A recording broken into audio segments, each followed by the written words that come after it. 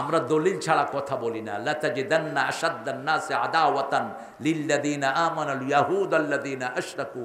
সূরা মায়েদার 65 নম্বর আয়াতে আল্লাহ উল্লেখ করছেন যে পৃথিবীর সবচেয়ে জঘন্য মানবতার দুশমন হলো ইহুদি এবং মুশরিকেরা। আল্লাহ আমাদেরকে এই দুই জাত থেকে হেফাজত করেন, বলেন আমিন। প্রতি ওয়াক্ত নামাজে ইহুদিদের কথা, মুশরিকদের কথা আছে না নাই? নামাজের নিয়ত বেদেই রাসূল পড়তেন, ইন্নী ওয়াজ্জাহাতু ওয়াজহিয়া লিল্লাযী ফাতারাস সামাওয়াতি ওয়াল আরদ হানিফান ওয়া মা আনা মিনাল মুশরিকিন।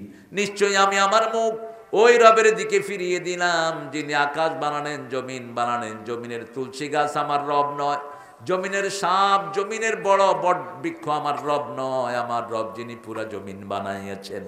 আকাশের সূর্য চাঁদ আমার রব নয়, ওই আকাশ যিনি বানিয়েছেন তার দিকে মুখ ফিরিয়ে দিলাম হানিফান, একনিষ্ঠভাবে। শিরকের সাথে আমার কোনো সম্পর্ক। শিরক আসেনি আপনাদের এখানে? তাবিজ আসেনি? ফেলে দিবেন। সূরা ফাতিহা পড়বেন, কুল হুয়াল্লাহ পড়বেন, নাস পড়বেন, ফালাক পড়বেন। বাচ্চা কাঁদে, ওর কানে সূরা ফালাক নাস পড়ে ফু দেন, বাচ্চার কান্না কি হবে? বন্ধ হয়ে যাবে। যেই ঘরে বাচ্চা শোয় আজান দেন, ওর কষ্ট দূর করে দিবেন কে? আজান আছে যেখানে রহমত আছে সেখানে। আজান ধরলে শয়তান আর থাকতে পারে না, ভাগতে থাকে। দেখবেন আজান দিলে কুত্তা কাঁদে, কুত্তা চিল্লায় কেন? কুত্তা দেখে শয়তান যে ভাগে। আরো শয়তান আরো কিছু কাজ করে, এটা কুত্তা পছন্দ করে না, এই জন্য কুত্তা সমানে চিল্লাইতে থাকে। আমরা যখনই কোনো বিপদ দেখব কাকে ডাকবো? আল্লাহু আকবার, আল্লাহু আকবার, আল্লাহু আকবার, আল্লাহু আকবার। আশহাদু আন লা ইলাহা ইল্লাল্লাহ, আশহাদু আন্না মুহাম্মাদুর রাসূলুল্লাহ। যত দূর আওয়াজ যাবে এই চৌহদ্দির ভিতরে আর শয়তান আসতে পারবে। ইন্নাল্লাযীনা আমানু, নিশ্চয় যারা ঈমান এনেছে। আপনারা ঈমান আনছেন তো? আনছেন তো? যারা যৌতুক খেয়েছো তাদের ঈমানের 2 নাম্বারই। যারা সুদ খেয়েছো তাদের ঈমান ঠিক। ঘুষ যারা খাও তাদের ঈমান লড়বড়ে। রাসূল বলছেন আল মুমিনু হাইনা ইউমিন হাইনা ইউজনি লা ইউমিন। মুমিন যখন জিনা করে তার মধ্যে ঈমান থাকে না, ঈমান তার মাথার উপর ঘুরতে থাকে। আয-যানিয়াতু হাইনা আস-সারিকু হাইনা ইয়াসরিক, চোর যখন চুরি করে তার মধ্যে ঈমান থাকে। জামা যেমন আমরা খুলে ফেলি, ঈমানটা তার শরীর থেকে এরকম বেরিয়ে যায়। এই অবস্থায় যদি মারা যায় জাহান্নাম ছাড়া তার কোনো জায়গা নাই। আবার রাসূল বলেছেন আশ-শারিবু হাইনা ইয়াসরিব, লোক যখন মদ পান করে তার মধ্যে ঈমান থাকে না। হাইজাকার যখন হাইজাক করে তার মধ্যে ঈমান। বসো বসো বসো বাবা, খুব সুন্দর আপনারা নীরব বসে আছেন, এটাই চাই আমি। এটা রাসূলও চাইতেন সাল্লাল্লাহু। একটা সুন্দর হাদিস মনে পড়ছে। রাসূল সাল্লাল্লাহু আলাইহি ওয়াসাল্লামের একজন আনসারী সাহাবী মারা গেলেন। কি সাহাবী? আনসারী। রাসূল সাল্লাল্লাহু আলাইহি ওয়াসাল্লাম ঘর থেকে বের হলেন, বেরিয়ে ও আনসারী সাহেবের কবর খোদা হচ্ছে। রাসূল গিয়ে সেখানে বসলেন, হাতে একটা লাঠি। হাতে কি? লাঠি। হাতে লাঠি থাকলে আমরা এমনি মাটিতে আঁকাই, ঠিক না বেঠিক? রাসূলও কি করছেন? মাটিতে আঁকাচ্ছেন আর বলছেন, হে আমার উম্মতেরা, তোমরা শুনো, তোমরা প্রতিদিন 2 থেকে 3 বার কবরের আযাব থেকে পানা চাইবা। কিসের আযাব? সাহাবায়ে কেরাম বলতেন সূরা ফাতিহা যেমন মস্ক করেছেন সেইভাবে একটা দোয়া আমাদেরকে রাসূল শিখিয়েছেন। পড়েন আল্লাহুম্মা ইন্নী আউযু বিকা মিন আযাবিল মাউত ওয়া ফিতনাতিল মাউত, মিন আযাবিল কবর ওয়া ফিতনাতিল কবর, মিন আযাবি নারে জাহান্নাম ওয়া মিন ফিতনাতি মাসিহিদ দাজ্জাল। এটার বাংলা হলো, হে আল্লাহ, মৃত্যুর কষ্ট, মৃত্যুর ফিতনা থেকে আপনার কাছে আশ্রয় চাই। কবরের কষ্ট, কবরের ফিতনা থেকে আপনার কাছে আশ্রয় চাই। জাহান্নামের আগুন থেকে আপনার কাছে আশ্রয় চাই। দাজ্জালের ফিতনা থেকে আপনার কাছে আশ্রয় চাই। রাসূল সাল্লাল্লাহু আলাইহি ওয়াসাল্লাম বলতেন, কার জন্য কবর দাজ্জালের ফিতনা থেকে মারাত্মক ফিতনার হয়ে যাবে। কবর সবাইকে চাপ দিতে আসে, সবাইকে চাপ দিতে আসে। মুমিন কাফের সবার জন্য কবর ছোট হয়, তবে মোমেনের চাপটা হয় সহনীয়, আর কাফেরের চাপটা হয় অসহনীয়। যেমন একটা চিকন রাস্তা দিয়ে ঢুকতে হলে, চিকন একটা গলি দিয়ে ঢুকছেন, আপনি যদি ওই গলিটা চিনেন তাহলে যেতে কষ্ট কম হবে না বেশি? যেমন আজকে আমি আসার সময়, এই ভিতর থেকে আসার সময় আমাদের এই সভাপতির বাসা থেকে 2-3 ঘরে ঢুকে যেতে পেরেছিলাম,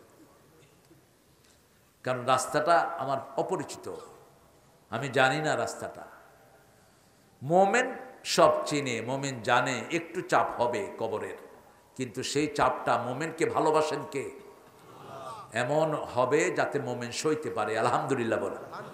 যেমন আমরা যখন কারোর সাথে বুক মিলাই, চাপটা জোরে দেই না আস্তে দেই?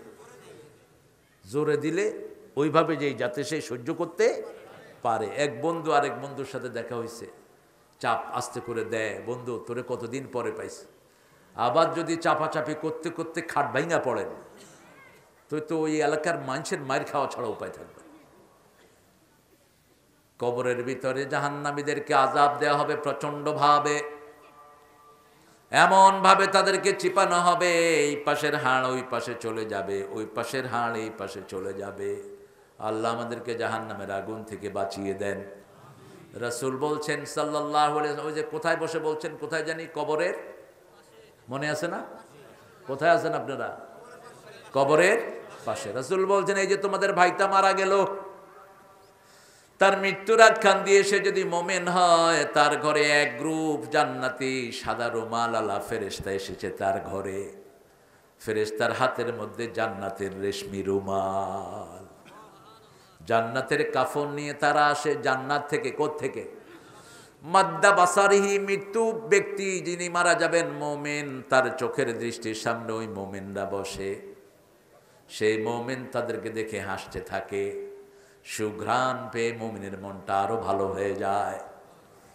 ওই ফেরেশতারা বলতে থাকে, ইয়া আইয়ুহান নাফসুত তাইয়্যিবাহ উখরুজি রাদিয়াতাম মারদিয়াহ, হে ভালো আত্মা, তুমি শান্তির সাথে, সন্তুষ্টির সাথে তুমি বেরিয়ে আসো।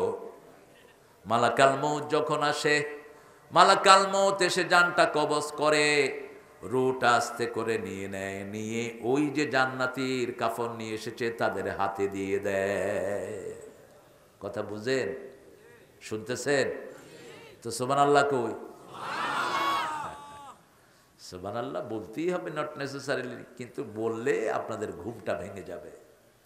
এই জন্য একটু সুবহানাল্লাহ আলহামদুলিল্লাহ মাঝে মধ্যে বলবেন। তুমি উঠলে কেন আবার? এই বসো,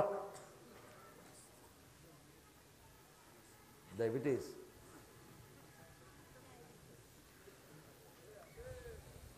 আস্তে করে ইউসআদুল মালাইকাতু ইলাস সামা, ওই রুটা নিয়ে কোথায় চলে যায়? কোথায়?